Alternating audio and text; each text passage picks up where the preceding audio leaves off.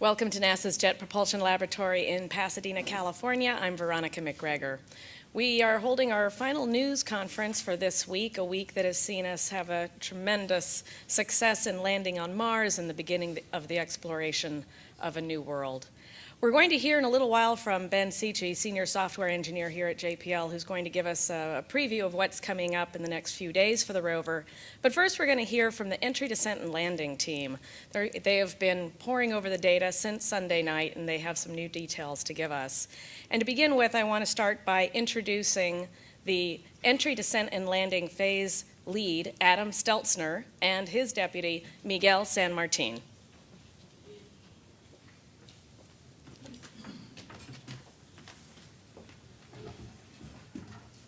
Thank you, Veronica. We have a talented panel here for you today, and Miguel and I really wanted to be the ones to introduce them to you.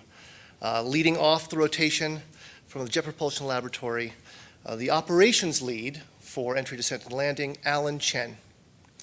To his left, from the Johnson Space Flight Center, in charge of guidance, that guided entry that got us to the spot on Mars, Gavin Mendek.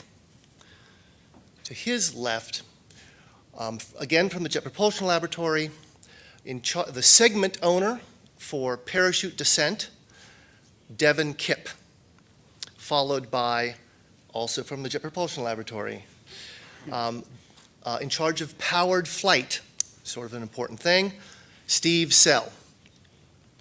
Beside him, looking much better than Steve, from the Langley Research Center, trajectory specialist, Jody Davis. And last but not least, the senior software engineer and flight software coggy and my personal idol, Ben Sicci. Now this team here up on the stage represents the tip of the iceberg of a very, very talented set of folks that worked together to make this day possible and to have a rover on the surface. And some of the rest of the team are sitting here representing some of the rest of that iceberg in some small measure, because it's a big iceberg. And I would personally like to take this moment to give them a little round of applause.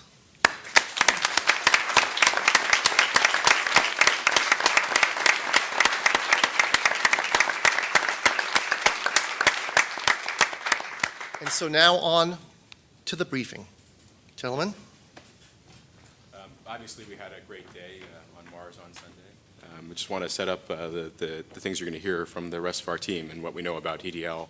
I'll start with how we got there and what the conditions were like when we got to Mars and where exactly we were and what the atmosphere was like. We obviously had an incredibly clean ride from the cruise team. We traveled over 350 million miles on the way to Mars, and we missed our entry target by only about 1 mile. So a pretty impressive ride by the cruise team, and our thanks to them.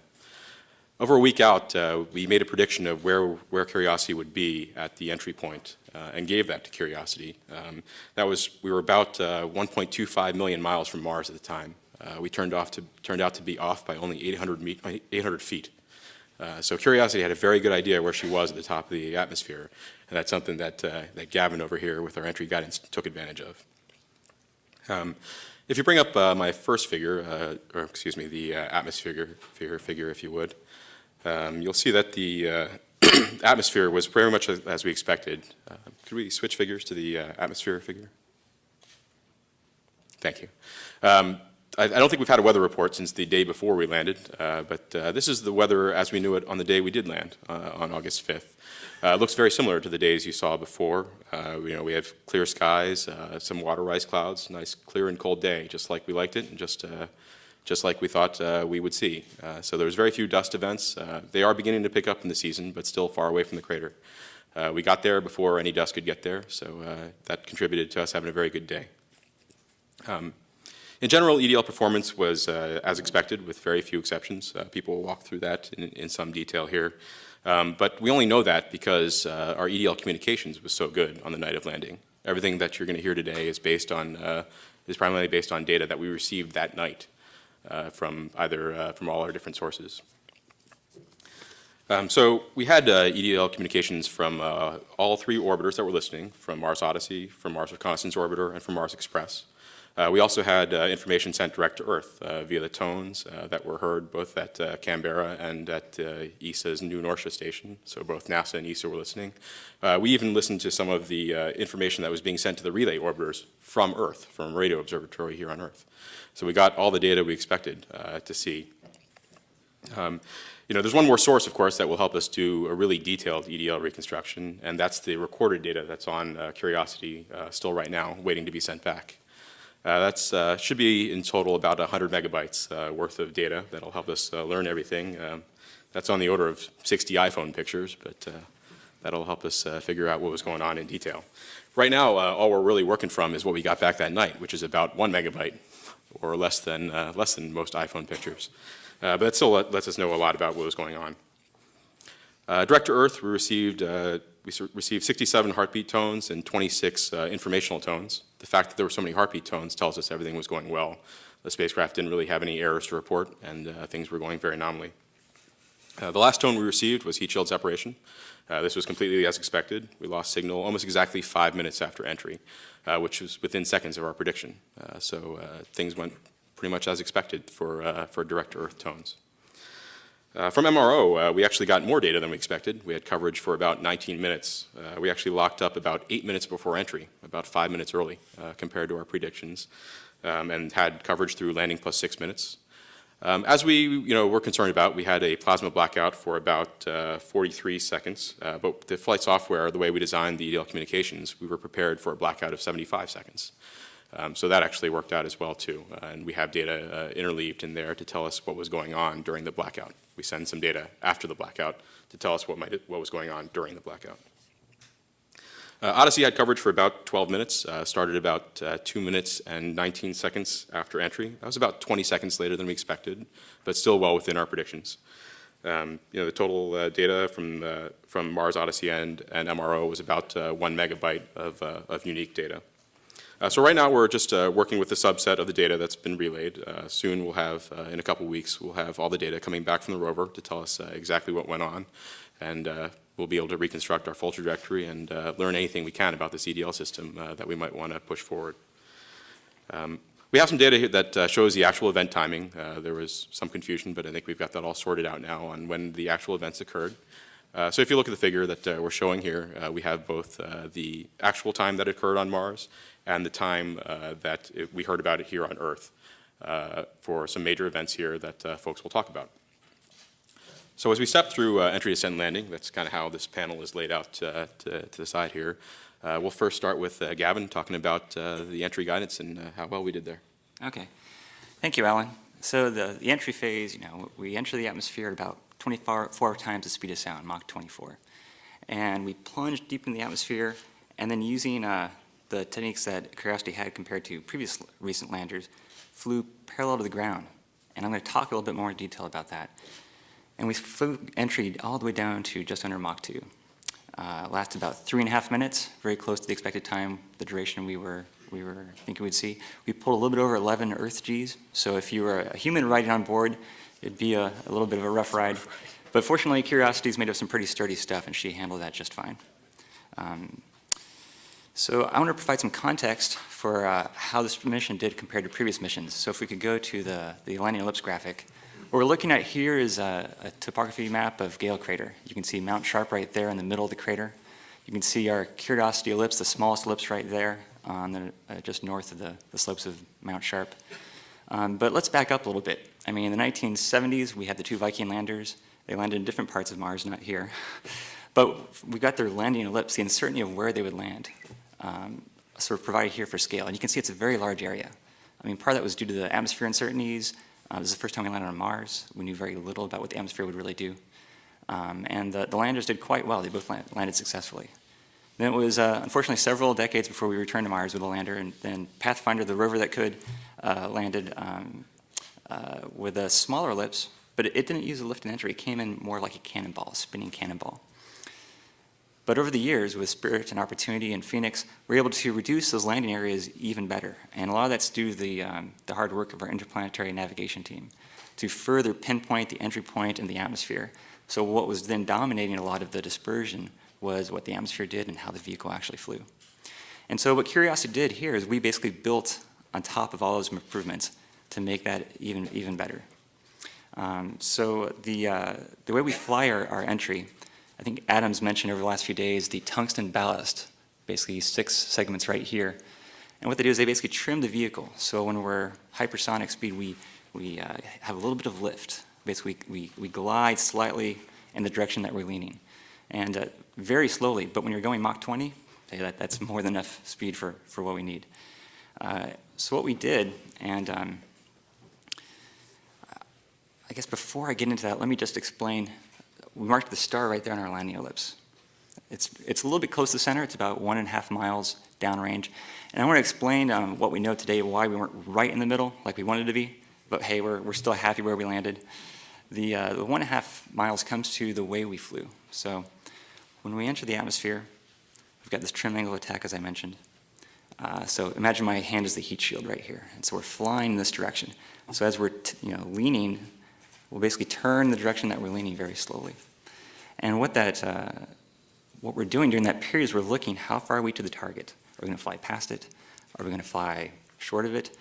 We respond to that. If we think we're going to fly past it, I need to get a little bit deeper in the atmosphere so I don't fly past it. So a little bit more lift down. But while I'm doing that, I'm also turning a little bit to the side. But I still want to go back to the target. And so we have what we call these bank reversals, which basically rotate us over. And during Curiosity's entry, we had 3 bank reversals, the number that we expected. But what was interesting about Curiosity is that third bank reversal was right at the end of range control, where we're controlling our distance flown. So we had our third reversal, and then we had it for a few seconds, but during that period of time, we climbed a little bit in the atmosphere. And we didn't have a lot of time after the reversal before we said, we're done with range control now. We're going to start aiming towards the target. And so at the end of range control, we already had close to a mile of air already, which is well within the dispersions. But that's basically some of the setup that we're seeing to explain part of our miss distance, why it was closer to a mile and a half. There's some other things that could have contributed to that. We're sensitive to tailwinds, as we've seen in our computer simulations, and over the next several weeks and months, we'll be looking at that to see how much the tailwinds did as well. But so when we got down to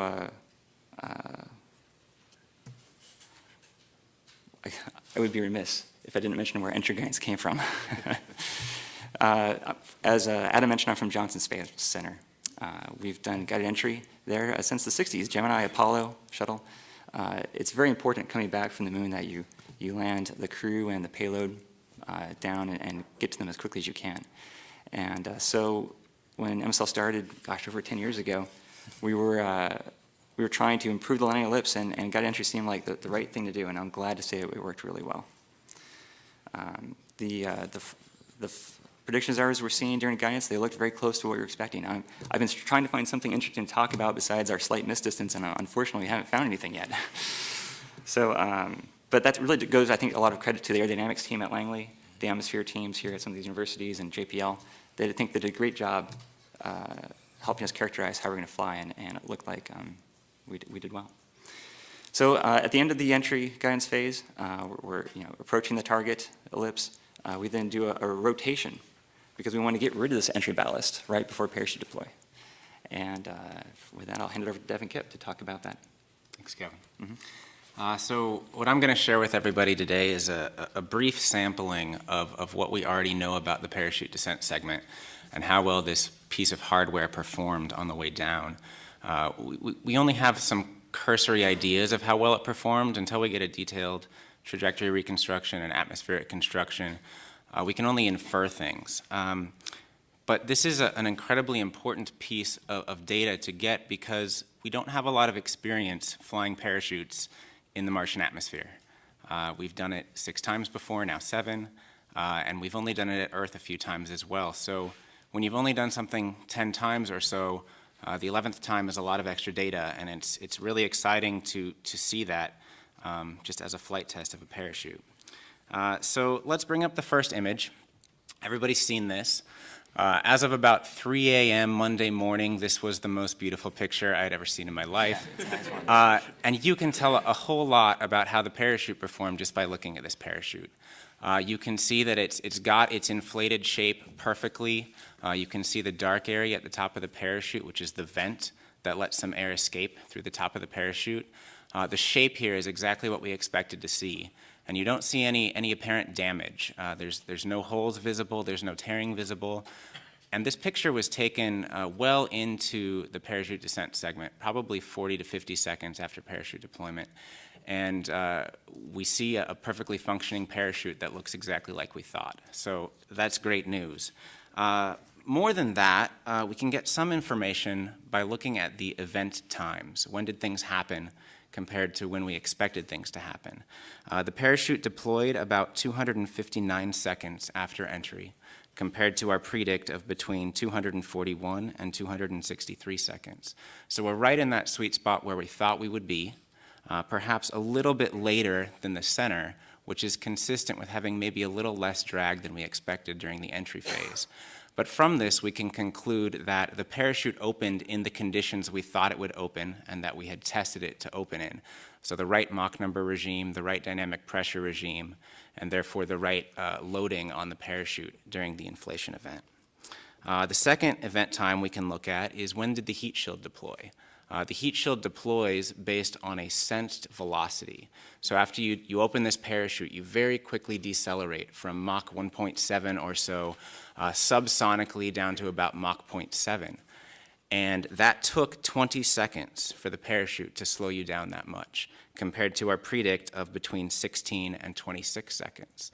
So again, right in the sweet spot of what we predicted, and that tells us that the supersonic drag of this parachute was, again, very nominal, what we expected to see. It performed beautifully. And then the third time point you can look at is when backshell separation happened. And that was about 95 seconds after heat shield separation, again, right in line with what we expected. Here we had a very large dispersion on what we expected, anywhere from 60 to 150 seconds that we could have been descending slowly on that parachute. That's mostly due to not knowing what altitude precisely the parachute was going to deploy at, and also not knowing so well the subsonic drag that the parachute was going to provide. So the fact that we're right in the middle of that time window suggests not only that the parachute behaved perfectly, but also that the parachute deploy altitude was fairly nominal and almost precisely what we expected. Again, all of these are implications. We don't know these things for sure, but based on the limited data we have, this is what we can infer. The second thing I want to discuss with you is what we call wrist mode. It's the behavior of the capsule underneath the parachute. As the capsule is suspended down below the parachute, it's not going to be perfectly still, it's going to wobble some, and that's what we call the wrist mode. As the capsule oscillates under the parachute, there's some dynamics going on that we want to keep very slight. You don't want the capsule going all over the place for a variety of reasons. One is that the separation events are designed to have fairly benign motions. When you separate that heat shield, for it to separate cleanly and not recontact, you don't want the capsule dancing all over the place. Same thing at backshell separation. The other thing, though, is we have these radar beams that are trying to measure their altitude and velocity of the spacecraft relative to the ground. And if the capsule's dancing all over the place, those radar beams might be looking far, far away from the landing location and measuring the altitude of some terrain feature that's far away that we don't really care about. So if you can bring up the movie, this is the thumbnail version of the Marty movie. And you see the camera dancing around a little bit. And this is good evidence of some wrist mode happening as the camera field of view is changing. What we know, both from the real-time data products from our inertial measurement unit and from this image, is that the wrist mode we saw was very benign and consistent with what we would have expected. Wrist mode is something that caused some concern for us on MSL because during the Mars Exploration Rover entries, we got surprised a little bit, and we saw some wrist mode behavior for MER that was a little bit higher than we expected, and we couldn't really explain at the time the physics that went into that. So one of the major focuses for the Mars Science Laboratory was to figure out how to model this better, how to better understand the physics of wrist mode. And the fact that the observed risk mode aligns very well with our predicts gives us some confidence that we may have conquered that problem. One interesting thing you'll see in this video is the ground is spinning, and that's consistent with the capsule rotating underneath the parachute at between 1 and 2 degrees per second. During the 90 seconds we're descending here, we almost do a complete revolution underneath the parachute. And again, that's consistent with our predicts. We thought maybe up to 3 degrees per second of rotation, and we're down at 1 degree per second. Not a lot of exciting things happened because everything was right down the pipe of what we expected, but that's how we won it. One other thing I want to point out, if you can bring up the third image, and this is just sort of nice because it's verification of an EDL requirement. We have countless EDL requirements that we have to verify. And this image, fortuitously, is almost exactly 3 seconds after heat shield separation. And the heat shield is about 15 meters away from the back shell. And this is an important number because until the heat shield is 15 meters away, we're a little bit nervous about the radar because it's possible that more than one radar beam can actually see the heat shield during those first 15 meters of motion. And if they do, they'll get a measurement of a very close altitude that will be rejected. It won't cause any hazards, but we want to get the heat shield more than 15 meters away as quick as we can. And our requirement was 15 meters in 5 seconds. And this picture tells us we got 15 meters in 3 seconds. So that's one verification that we can check. We met that requirement. So with that, I'll let Steve talk about powered descent. Thanks, Devin. So just really quickly, I want to go through what happens during powered descent. And we start off by, we're on the back shell, the rover and the descent stage are inside the back shell. We get about 1.6 kilometers or 1 mile altitude. We drop and free fall out of the back shell for 1 second, and then we light the engines and divert to the side so we don't run into the parachute that's still coming down behind us. Vertical flight all the way to the ground. So I want to bring up basically the rest of the video that Devin first started, if we can go ahead and start that. This is 3.88 frames a second. You can see we're starting out here with some wrist mode dynamics that Devin talked about, back and forth, and then you'll see it get really still right here. The descent engines have started here, and we are now under powered flight. The first thing that happens is we divert to the side so you can see the ground moving. That's the camera being swung about 20 degrees off vertical as we're moving to the side to avoid the back shell. Then the camera starts to straighten up again, and it will basically snap to straight vertical. We go through the rest of powered descent. You'll start to see the plumes impacting the ground. And in a second, you'll see the wheel drop into place as we start sky crane and lower the mobility. And then, of course, the camera goes pretty dark as we get right down into the dirt. And so, as Devin pointed out, from all of the data we've received so far, we flew this right down the middle. It's absolutely incredible to have worked on a plan for so many years and then just see everything happen exactly according to plan. And as we were watching this in the war room on landing night, it was like all these contingency plans that we had made leading up to EDL about what to do if we lose comm here or lose comm there, or if we don't know where the rover is when it lands down. All of those were just shedding off. It was like weights being lifted off our shoulders as we were able to watch all of the data come in, and everything was going right according to plan. So as you can see, when we hit the ground there, the next thing that happens is the flyaway maneuver, and we were actually extremely lucky, but it was sort of a planned event. If you go to the next image, we were lucky enough to take a rear. Oh, can you go one more? I'm sorry, I might have. Yeah, there. If you look in the left image, we believe we've caught what is the descent stage impact on the Martian surface. Now, this photo was taken about 40 seconds after touchdown. The predicted time of flight of the descent stage is about 20 seconds. So the descent stage would have already impacted by the time this picture was taken. But the evidence that we have that this is something that we've caused is the fact that the same image from the same camera taken 45 minutes later, that artifact is not there anymore. And we do know that the artifact is real because it appears in multiple HazCam pictures from the rear of the rover. So that's about 600 meters away from the rear of the rover, and that is the direction that the descent stage should have flown away. And so we're fairly certain that that is the impact plume. So basically, when the descent stage hits the ground, it's going about 100 miles an hour, and we expected it to kick up quite a lot of dust. We actually selected the rear HazCam to be the first image taken. Actually, the timing of the HazCam pictures, both front and rear, were timed so that we would possibly catch any kind of cloud like this. And the fact that the descent stage flew directly after the rover was an amazing coincidence that we were able to catch this impact.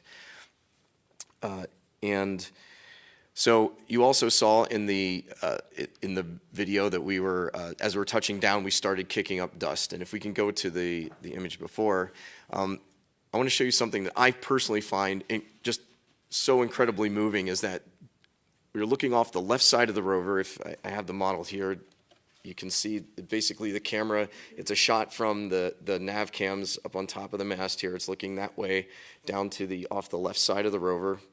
And you can see two divots in the ground over there. And, you know, we blasted those with our rocket engines, so that makes me extremely happy. Now, of course, as you might expect, landing on Mars is a very, very dirty event. I mean, we're basically off-roading for the next 2 years, so we expected some debris and dirt and dust to get on things. Of course, if you take your SUV out and you actually use it off-road, you expect it to get a little bit dirty. And so we, of course, wanted to start off day one with a little bit of dirt on the side. So, you know, you never like having those brand new sneakers that are nice and shiny. So you can see on the top deck of the rover there, there is a little bit of debris that we kicked up with the rocket engines as expected. And so, again, this is more evidence of, you know, we did that with rockets, so that's pretty cool. And so with that, I'll turn it over to Jody, who will walk us through our predicted versus actual trajectory performance. Thanks, Steve. So I'll be talking about two things. First, we'll go through a Google Mars animation, which is, we use Google Mars, and it actually has our latest predicted trajectory. This was prior to landing. And then we'll go through after landing and how we used our simulations and what we got from Curiosity at touchdown to determine where we thought we landed and how that actually compared to where we really landed. So if I could have the video. This is Google Mars, and it's going to take us through, now remember this is real simulation data here. We're going through the bank reversals, the first bank reversal, second and third, and this is only half of the angle of the bank reversal. This is going 4 times real time. And we actually use Google Mars to analyze the trajectory to see it in 3D space instead of just, you know, numbers on white paper or MATLAB files. And so this is taking us through the entry balance mass jettison, and what we'll do is we'll pitch over and we'll look at the landing site, and we'll actually see a couple pans of the landing site. Now this trajectory is what we assumed is the nominal trajectory that was based off of the latest and greatest navigation that we got right prior to landing. So this just takes a glimpse over Gale Crater, parachute deploy. This is the configuration that we were at, and parachute deploy happened about 10:15, just 5 seconds after 10:15 Mars time, Pacific. So here we have heat shield separation. Heat shield separation happened 20 seconds after. Now, 18 seconds after that, we had radar lockup. And that actually, radar lockup happened about 1.5 kilometers higher than what we expected. And that's not a bad thing, that's a good thing. And 77 seconds after that, we had backshell separation. Time happened as expected. Things are looking nominal. And here we kind of pan down to the rover. Touchdown happened 55 seconds after backshell sep, all as we expected. I wanted to point out here that the flag, the American flag that's sitting under the rover, give a shout out to Google Mars. They actually put our landing location in Google Mars already, so that was kind of neat. So those are the types of things that we were looking at right before entry to see how things were looking and how they were going to compare after entry, after touchdown. So if we could move to the next figure. So now this is after landing. We want to know, where is this rover? Or where's an estimate of where we think it is, so the folks that are actually going to find this using HiRISE from MRO will have a good idea. So right after landing, we get information from Curiosity, some touchdown information, and we take that information and we account for our known errors, such as navigation errors, and we come up with a best estimate, and that's the green diamond in the middle, in the blue ellipse there. So this was actually shown right after landing. This was our prediction, latest and greatest, that we had immediately after. Some of you may have already seen this. And this kind of sets up the next figure that I have, if you could go to the next graphic. So here we have the landing target, that same light blue ellipse. And like Gavin said, the landing target, we missed it by about 1.5 miles. That's actually off the graphic there to the left. And the green diamond is where we thought we landed right afterwards. And that's the estimate that we gave to the localization folks to try to find the rover. Now, we thought it would be within 1 kilometer of that. The red X is where we actually landed. So our estimation and where we actually landed was only 200 meters apart, well within that 1 kilometer green error circle. So we were very happy about that. Now to kind of shift gears, and if you look over to the right, you'll see the tungsten ballast masses, the entry balance masses, and our predictions. Now this is actually before landing, where we thought these 6 heavy balls of tungsten would land, are within that dark blue ellipse. And actually, if you look, where we expected those to land, there's blue circles, 6 blue circles. And they actually show the same trends that have been shown from the CTX DEM that was shown, I believe, a couple days ago with the actual landing location of those balance masses. And that's the overlay figure that you see. And so you can see that those locations are well within the error ellipse that's drawn around those balance masses. So those actually impacted where we expected. So that's kind of just to give you a flavor of what's to come. And this is based off, like Al and everyone has mentioned, off of minimal data that we have so far. So stay tuned. This is a huge effort, and it's going to be exciting when we get the rest of the data back to really be able to tell the story of what happened during EDL. So with that, I pass it off to Ben. Thank you, Jody. All right, so as Jody just talked about, all the hardware that we jettisoned as we went through the EDL maneuver and we successfully landed on Mars last Sunday, I'm going to talk about what we're going to do next on the surface, which is to jettison the EDL software and to now move on to our surface version of software. So if you can pull up the first chart. So the flight software is the software that runs on board Curiosity, and the software controls all the onboard functions of the rover. The software is responsible for everything, all the autonomous functions that happen during cruise, and the software ran this EDL sequence that this wonderful team designed last Sunday. And the software is also what we've been using to do the characterization phase up until now, up until software on the surface of Mars. If you think about it, what's hard about this, if you think about my phone has a processor that is 10 times as fast as the processor that's on Curiosity, and it has 16 times as much storage as Curiosity has. And my phone doesn't have to land anything on Mars. All my phone has to do is follow Bobik's Twitter feed. So the challenging part about this is that my phone wouldn't survive the journey to Mars. So we have to build computers that are robust enough to survive the harsh interstellar space, the harsh interplanetary space. And when we do that, there are certain limitations that we have. And so some of those limitations include the size of the flight software image that we have. And that forces us every now and then to update the flight software to add new capabilities. So if you go to the next chart.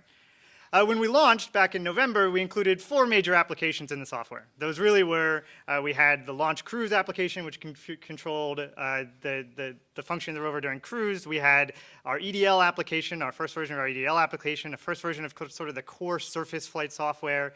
And we also had a 4th application, which was designed in from the start, which was the capability for us to update the software while we were en route to Mars. So unlike the hardware, which once we launch it, it's gone. It's on its way to Mars, and there's nothing we can do to get it back.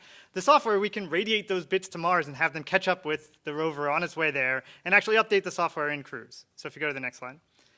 This software update capability, we've now exercised it already once in cruise. We used it back at the first week of June to update the EDL software. So to go from those 4 applications we had in the launch cruise software and to actually update to what was our final version of the EDL software. So if you skip to the next chart.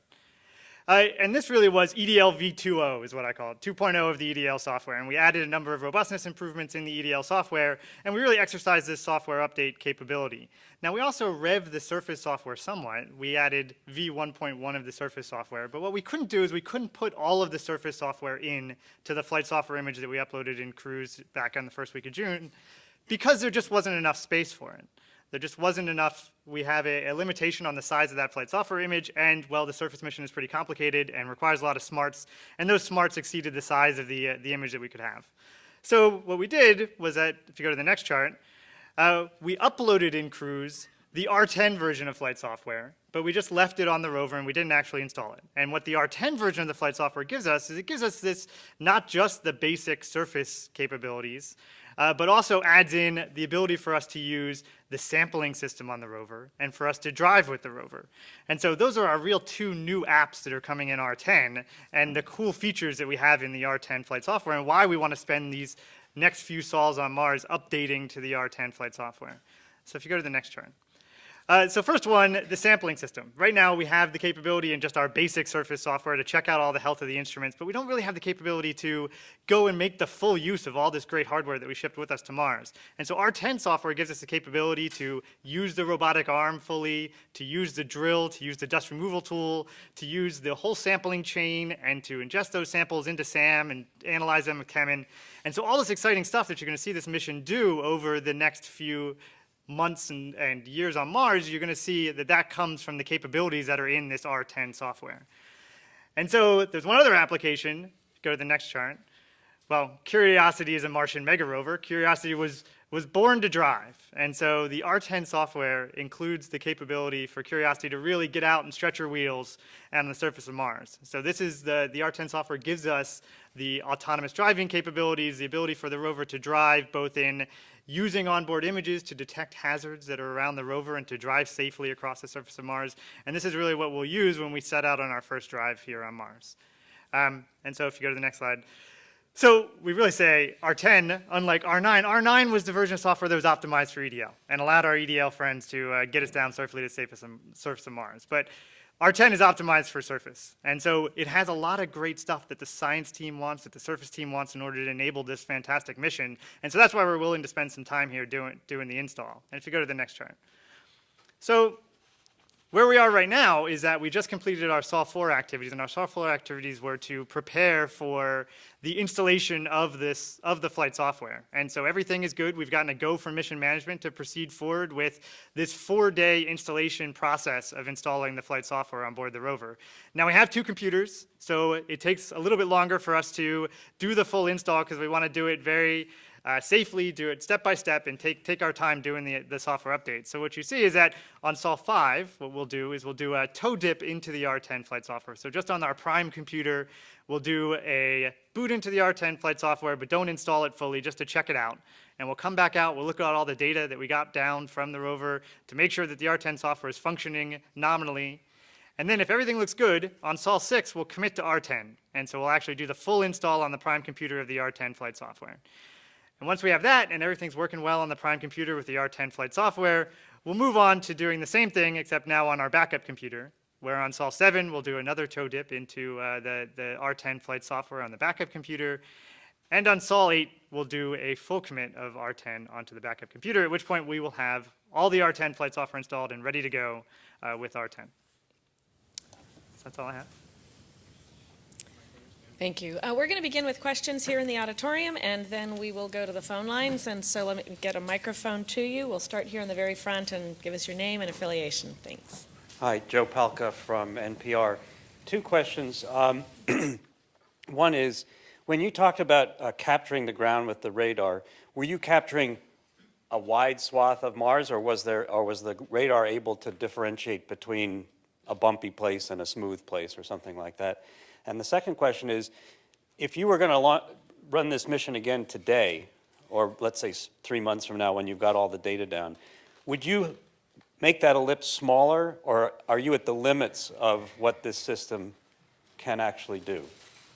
I think I can take the first part, and maybe Gavin can take the second part.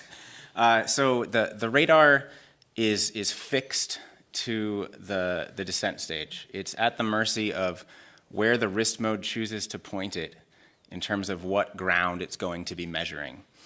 And it doesn't do any discrimination. If we have a very wild wrist mode and the radar ends up looking at Mount Sharp and measuring the top of Mount Sharp, which it couldn't actually do, but hypothetically, it would be measuring the vehicle's altitude relative to that point. And so one of the reasons we picked the landing ellipse we did was that we knew the altitude across the entire landing ellipse didn't vary that much. And no matter what terrain feature the radar was pointed at, the altitude measured relative to that terrain feature would be close enough that we would still separate from the back shell at the right point. Around the moment of back shell separation, the radar's certainly looking within about 1 kilometer of the ultimate landing site. And so our criteria is we want the altitude of the ground to vary no more than about 100 meters within 1 kilometer range of the touchdown location. And then for the second question, can we get the ellipse size smaller next time? There were some ideas that we came up with over the design of this vehicle. Part of it depends on where you're landing. If it's a higher elevation site, then we may need a little bit more lift to make sure we can land our heavy rover a little bit higher, and that folds in the ellipse size a little bit. But we do have a few ideas that can probably shave a couple miles off of it. We did really well this time. We have to look at the data and see, the way we imagine it work, are we correct? But I'm confident we can continue to do at least as good as Curiosity and better in the future. The big winners for ellipse size error tend to be atmosphere, so Yeah. I have a hand in that, and the aerodynamics. So what we learn from the reconstruction that we do over the next few months should help us take a look at that and see if we can chop back at that a little bit. Okay, we're going to take one more question here in the room, and then we'll go to the phone line. Right over on this side. Craig? Thank you. It's Craig Cavalt with Aerospace America. I guess maybe for Steve or Devin, was the altitude accordion capability, did it play a role here, or was everything so tight that it just didn't matter? So the altitude accordion, or the accordion that we had allocated was 100 meters. So we allowed for our estimate of where the ground was to be wrong by up to 100 meters. From the data we've gotten so far, it was wrong by 3 meters. So we overachieved in that area as well. So everything, again, it was right down the middle. Okay, and a second question, since EDL has been achieved, I guess, to the whole EDL team, a show of hands maybe on how many people are going to be looking for another job? Serious question. Really? A lot of us are Sure. Right. I don't think we've started to think about that yet. Yeah. We're still relishing exactly. the success. And actually, a lot of us are going to be involved in the reconstruction as well. But I think, we're thinking about future projects and what we're going to be working on, definitely. Okay, thank you. We're going to go to the phone line next. Julia Sisler with Canadian Broadcasting. Go ahead. Hi, this is Julia Sisler with CBC in Yellowknife. And I just have a couple of questions about the naming process. So how did you decide to call the Curiosity landing site Yellowknife? Yeah. I think that's a team you will have to ask the question you'll have to ask the surface team. I think John Grotzinger is certainly willing to talk about that at length. Okay, the basic idea was that there are old rocks on Mars and there are some of the oldest rocks in the world by Yellowknife. Was there more to it than that? I would like to know too. Unfortunately, you're just talking to the delivery guys here. Yeah, so. we're just movers. Maybe you can tell me just if it's normal practice to name landing sites after cities in the world.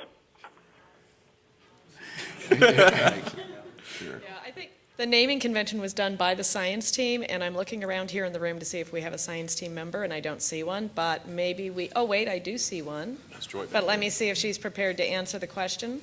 Okay, thanks. And Joy Crisp, the deputy project scientist, is here in the room, and let us get her a microphone. Perfect, thank you. Great, here we go. I don't fully know what's behind the name, but I can make one correction, which is it's a quadrangle name. So I think you heard in previous press conferences that the whole ellipse was divided up into these quadrangles that are about a mile by a mile in size, and then each one of those was mapped by a team member. And we got ready right before landing with geologically significant names that related to things like ancient geology terrains on the Earth that tie into our theme of science. So Yellowknife is this one, but I can't answer all the questions that you've asked, but I did want to set that straight. It's the name of the quadrangle that we landed in. Okay, are all the other quadrangles named also? They will be. We're getting those lined up. Okay, So, but it is the quadrangle that the Curiosity landed in? Yes. Okay. Do you know if it's normal practice to name these things, I guess, or is this unique to this project? Well, what is unique to this project was the dividing up of the ellipse into quadrangles and mapping ahead of time. And that was really driven by the wonderful orbital data sets that we had. We wanted to get ready by doing this mapping so that we could more quickly do strategic planning of where to send the rover and understand where we landed. Could you just speak about the sort of similarity between the rock and surface on Mars compared to what's here near Yellowknife? Not yet. Okay. But am I correct to say that the basis between picking the name Yellowknife was the age of the rock? Right. They're on the order of 2.7 billion years old. So we went to Mars to really get at the ancient geology because that's where we think there might be evidence for past environments similar to on Earth. So it's connected in that way, simply ancient rocks that might preserve evidence of past environments favorable for life. And one more question.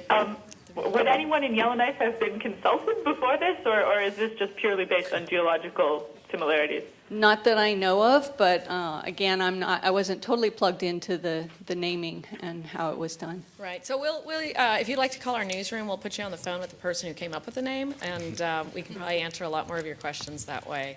And we're going to take a couple more questions here in the room, and then we'll go back to the phone lines. I know you were next, and we'll get the microphone up here to the front of the room, and then we'll go to the back. Thank you. Hi there, Jonathan Amos, BBC News. A couple of quick ones. Did Mars Express see all the way down to the ground? I know the people in Europe were thinking they may miss the actual landing. Yeah, to my knowledge, they did not get to the ground. This was per our predict. We expected them to lose coverage of us about a minute before landing, and that was about right. Okay, and the second one, has anybody sort of studied the debris field from the descent stage impact to consider how it broke apart, what happened, what sort of impact it had? We have another imaging opportunity coming up 6 days after landing, where we're going to take another high-rise image of the lander and also of the descent stage debris field. That will be a nadir image, so it will be better resolution, cleaner image, and we might be able to see more detail. There's not enough detail in the image we have currently because it was taken at such an oblique angle in order to see a lot of detail there. So we're really waiting for the better image. Okay, we'll go next here in the room. Yeah, hi, this is for Ben. And as someone who is perhaps not as cell phone and technologically attuned as others, I was hoping you could, one, go over again what the capabilities were relative to a cell phone, and two, if you could just maybe walk us through a little bit as to how you could do that? I mean, how you can have so much capability on Mars based on software that is less than what you're going to have in a cell phone. Yeah, so the rover has a radiation-hardened processor in it. It actually has two of them in its two redundant compute elements. The processor runs at 133 megahertz. So if you think about your phone having a 1 gigahertz processor in it and your desktop now having a 2 gigahertz or 2.5 gigahertz processor in it, the processing power in our rover is much less. But we do have two full computers in the rover, so we have both a prime and a redundant backup that's there. And they have onboard flash storage in them. So when I talked about the storage of my phone has 64 gigabytes of storage. The rover has 4 gigabytes of storage in it. But what we're able to do is that since we're designing this custom software for it, we're able to optimize that software for the particular application that we want to do. And so when we were writing the EDL software, we knew of the limitations of our processor, and we were able to focus it just for what we needed to do to get done with the EDL, to make EDL successful. And when you have a team that's really a world-class, talented software team, and you give them a challenge like make EDL work on this processor, they're going to find a way to do it. And so it's really the ultimate reason about how we're able to do it is that we have a lot of very, very talented software engineers, a really talented software engineering team that when they're given a challenge, they solved it. And they were able to get it to work on a slower processor. And then so one of the reasons why we wait for the R10 flight software is that now we can have a version of software that is optimized for the surface. And so we can write that custom software that now can just focus on the surface part of the mission and doesn't need to worry about some of the control loops and some of the additional processing overhead that loads down the system when you're running EDL. And so by going to R10, we're actually freeing up some of our processor utilization. So we actually get a lower utilization. It's like closing a few applications on your computer and wow, the whole thing runs faster and now I can drive. So that's what we want to do. And processing doesn't change at all, even though you're going to need more, it's going to be doing a lot more things now on the surface. Right, well the core processor speed doesn't change, but we are running a lot less stuff. And that's how we gain back some of that margin to be able to run the great surface science applications that are going to enable this mission. Yes, and shout out from the front row. Yes, the processor is much faster than the MER processor that we have. All right, next I'm going to go to the phone line. We have Irene Klotz from Reuters. Go ahead. Thanks very much. I have two questions. The first is following up, I think it was the first question about the homing in this landing target even more, because this sky crane system is kind of being touted as I think the phrase was a workhorse for the future. I was just wondering if the precision that you were able to get with Curiosity is indeed going to make the cut for, future missions, including like supplies or some of these other kind of farther off things that have been talked about. And if you could maybe just flesh out a little bit more by what you said about being able to tweak that by a few miles, what exactly would that entail? Sure. So, one of the important things that Curiosity has done is demonstrate that guided entry, as we've seen here on Earth, works on Mars. And that's an incredible tool for the future missions to take advantage of. It really, I think, depends on the mission that we look at using in the future. Are we looking to land at a particular target, to land near a base or a sample that we want to bring back? It really depends on the mission, but I think there are a few things that we've already imagined, and I think we'll come up with some other ideas after we look at the data to figure out how much more we can finesse that ellipse and make it better. Yeah, I think it's safe to say that we're already looking at it. Yeah. Thanks. And then my other question, I think I saw a JPL blog post that Rob Manning won the bingo game of where it was going to land, and just was curious if there was anything more than accolades with that guess. We had multiple bingo games among different groups of people. The biggest one was a giant poster about 10 feet long that was printed out, and Rob Manning indeed was the closest.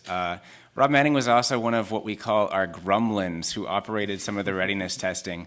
So we believe he may have rigged the system somehow.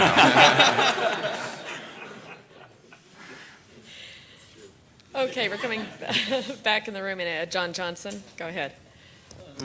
I just wanted a little more information, if any of you have it, about that already iconic photograph of the parachute descending with the rover below it.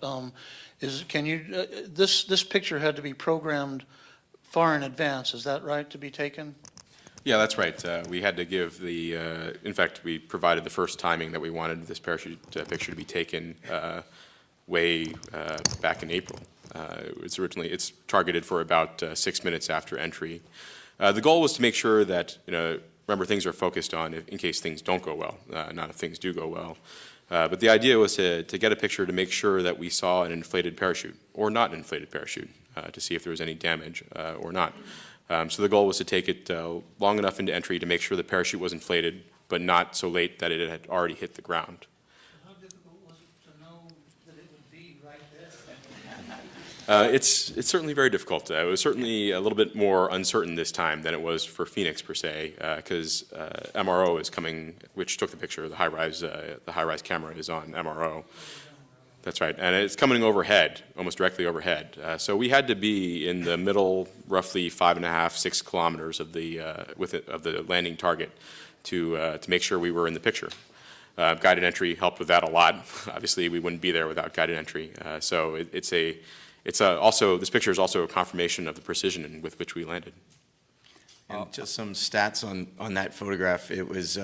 It's about 1 second or so before MLE priming. So we're at an altitude here of about 3,000 meters, just a little bit, right around 3,000 meters, and descending probably about 80 meters per second at this point.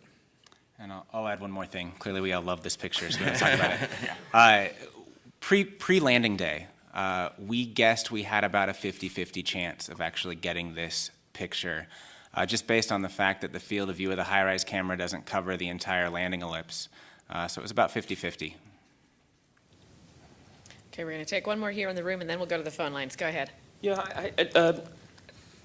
I just wanted to double check. When does the installation of the software upgrade begin on Earth time? Would that be like tomorrow, or and like how long? And it's supposed to go for 4 days. You know when it's supposed to end Earth time approximately? Right, so it goes through Sol 8. So it starts on Sol 5, so it starts today. It starts later today, Earth time, right? And it goes through Sol 8, so 4 days from today. Okay, and then the other thing is that can you guys just quickly, kind of more in a succinct, more consumer-friendly way, explain like what you think were the factors in there being a 1.5 mile deviation from your ideal landing spot? Well, I mean, it was all ideal, right? It was inside inside the ellipse. Yeah. But so we're still looking at the data. But as I tried to explain before, we had a bank reversal pretty late, and that basically lofts us a little bit, basically stretches us a little bit out, and we didn't have time to correct for that before we started aligning it to fly right towards the center along the center line of the ellipse. So we think that's part of it. As Al's mentioned before, we're also sensitive in terms of where we land the ellipse due to headwind or tailwind compared to what we were expecting. And so that's going to be one of the things we try to reconstruct is what were the winds doing the day we landed, and how did that shift where we landed. You thought it might have been a tailwind in this case. You're not sure. It would suggest that, but we'll have to look at it. Thank you. Mm-hmm. All right, we're going to the phone line. Leonard David with Aerospace America. Go ahead. Yeah, hi, Leonard David here. You've kind of already touched on some of this, but I hate to drag you back there. But if you were an astrobiologist on this mission, you probably would be a little concerned about the kick-up of material off Mars and scattering it on top of the rover. Is there anything that could be done with longer tethers or less powerful engines or anything like that would fit into a new design of a sky crane, particularly if we're really going to be using that particular device in the future? Sure. Certainly, one way that you could help mitigate doing this is actually using a longer tether. But we analyzed this very heavily during development of Curiosity, and we tried to strike the balance between keeping the bridles short enough to be manageable, and reducing the amount of debris that we would kick up. And all along, we consulted with the instruments and the people who were the cognizant engineers on the rover top deck to make sure that they were in the loop about knowing that debris could be up there and to what extent it could be there. And so everything that we've seen in the pictures and the data that we've got during landing, it's all as expected. Okay, thanks very much. Okay, we've got another call on the phone line. It's Mike Wall from space.com. Go ahead. Hi.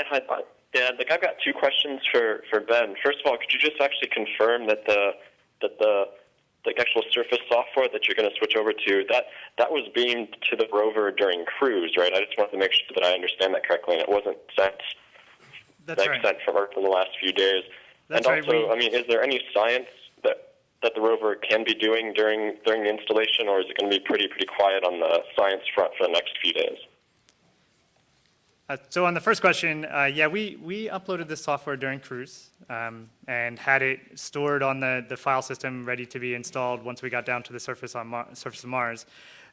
We do have, just for background, we do have the capability to upload software while we're on the surface, and we do actually plan to continue to update the software as we go through the mission. So this it didn't necessarily need to be uploaded in cruise, but we had an opportunity to do that, and the software is ready to go, so we chose that as the opportunity to upload the software.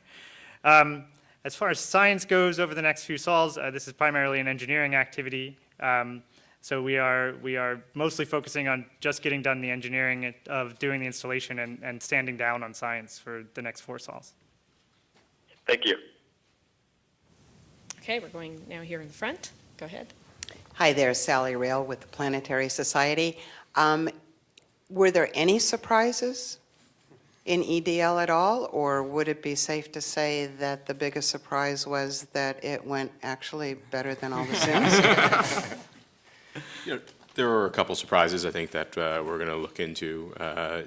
We landed with more fuel than I think we expected, a little bit more fuel than we think we expected. Not a bad situation to be in necessarily, but it's something we definitely want to take a look at. There were also a couple of tone indications sent direct to Earth that also, seem unlikely. So we want to take a look at that as well to see if anything is real there too.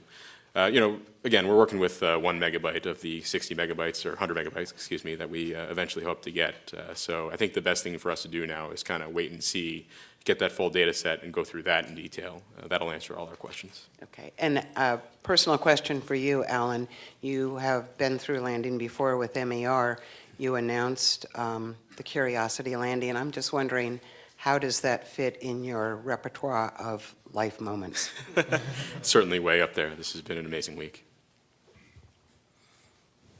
Thank you. All right. Leo Enright with Irish Television. I just wanted to follow up on Leonard David's question about the descent stage.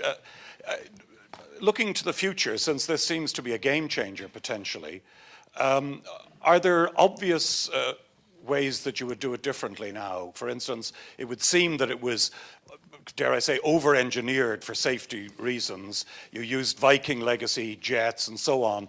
Are there obvious things that you would do differently straight away? And do you envisage that this would be a much lighter and meaner vehicle next time round?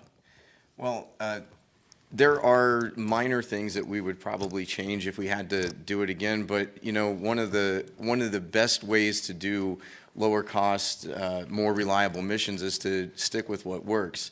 And I wouldn't say that the system was over-designed at all. I mean, it was designed to allow the scientists to choose where they wanted to explore on Mars. They happened to pick a place that had a nice flat landing pad right next to it. And so as an EDL team, we kind of got lucky because the science store they wanted to go to had a parking lot. And so we were, we were able to take advantage of that. And had we landed on, had we used the sky crane to its full extent, we would have been able to handle much more rugged terrain, much larger rocks, things like that. So I wouldn't say it's over-designed, and things that we would change in the future, just very minor things. Okay, we have a call on the line. Ken Kramer with Spaceflight Magazine. Go ahead. Hi, thank you. Well, congratulations first on a great success.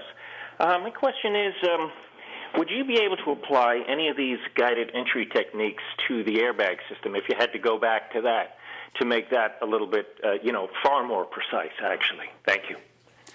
I believe we could, but it would require using RCS jets just like Curiosity did to basically control the orientation during the hypersonic flight. I don't think the MER rovers had that capability, so it would be a design change.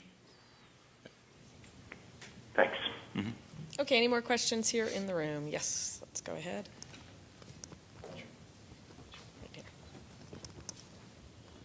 Jonathan Amos, BBC again. Is there any heat shield data? There is Medley data, which is the Mars EDL instrumentation data that instrumented the heat shield to tell us about what was going on. We are just getting that data back now. Some of that was sent in real time, but the recorded data parts of that now have gotten down, and we're beginning to look at that. I think it's safe to say we have the data. I think it's also safe to say that we haven't looked through it in detail yet. We do know that we triggered several tones during EDL that told us that things were going pretty much as expected, that we did see heating on the spacecraft, but we don't have enough yet to go through in detail about how well the heat shield performed. Do you have a peak temperature? We don't right now. I think we need to look at exactly how deep, which thermocouples we got measurements from, and what those measurements were.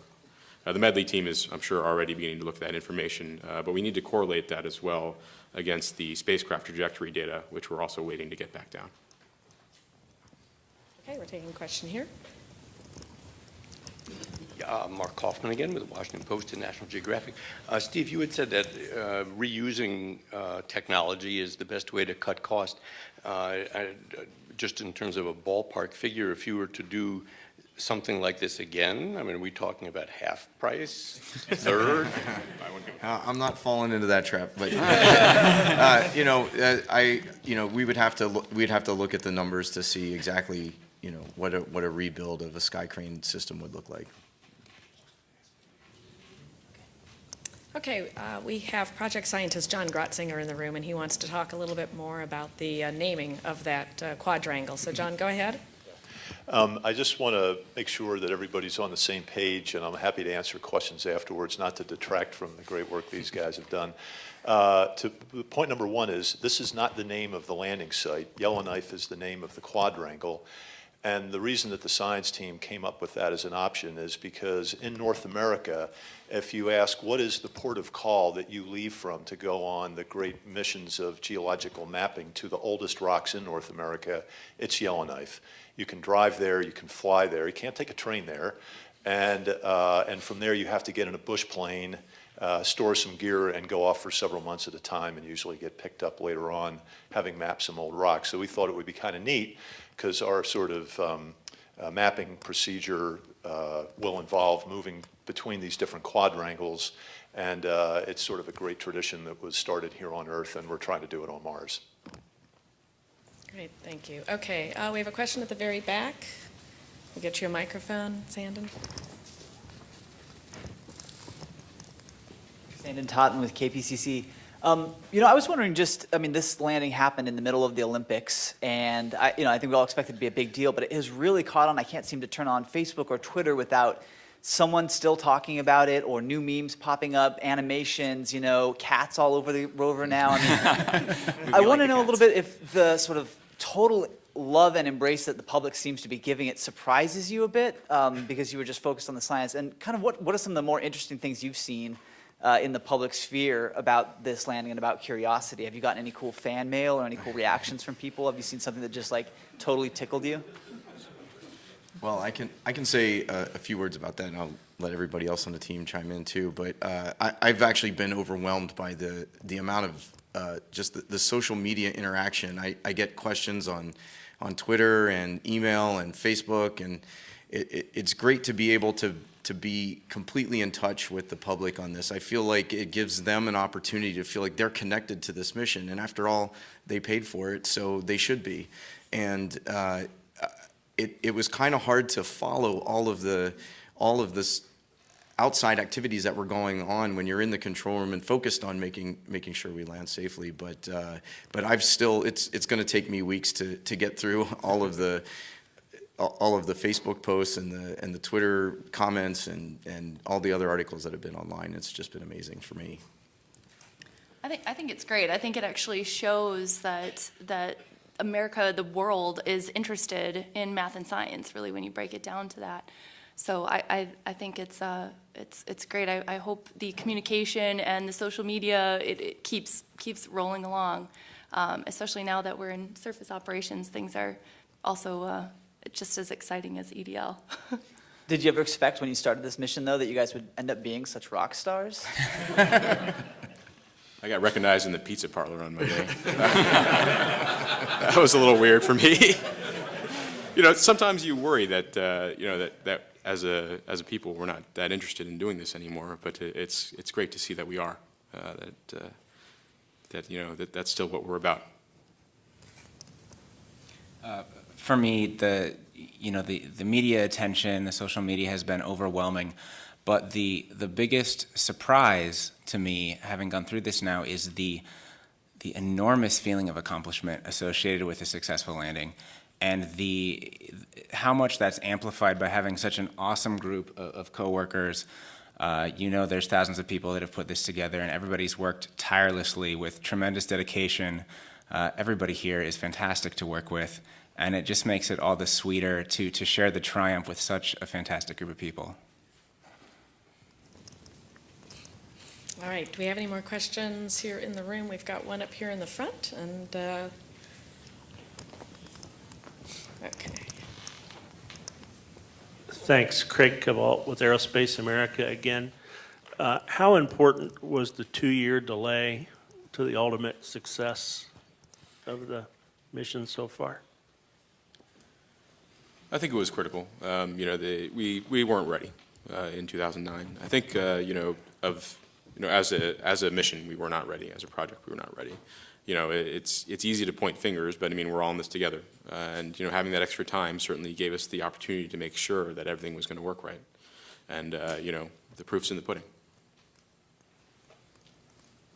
Okay, I believe that is it. No more questions for today, but I do want to tell everyone that this is our final news conference for this week.